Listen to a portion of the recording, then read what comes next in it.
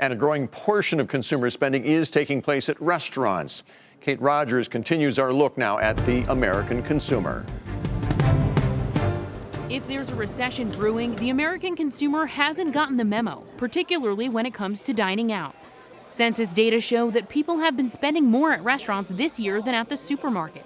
One reason is that dining establishments are charging more, hiking prices at a faster rate than inflation. From a consumer perspective, there remains substantial pent-up demand for restaurant services. Over 2 out of every 5 American adults report that they're not using restaurants as much as they would like in their daily lifestyle.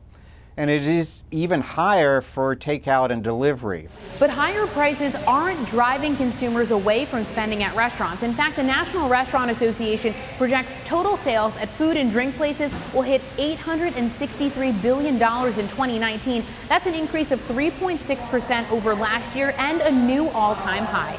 Restaurants account for a substantially larger piece of overall consumer spending on food, from 25 cents for every $1 in 1955 to 51 cents today.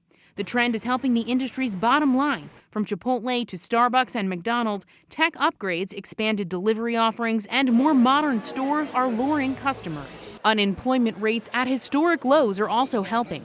And even if the job market weakens, spending on dining out will likely not fall off entirely. The typical consumer equates restaurant usage with a certain standard of living. It's pretty difficult for them to cut back their visits. It does alter their total spending. And even during softer economic times, they will continue to patronize, but that patronage pattern definitely does change in line with what happens to income and employment growth. While recession chatter swirls, the restaurant industry isn't expressing concern just yet. For Nightly Business Report, I'm Kate Rogers in Englewood, New Jersey.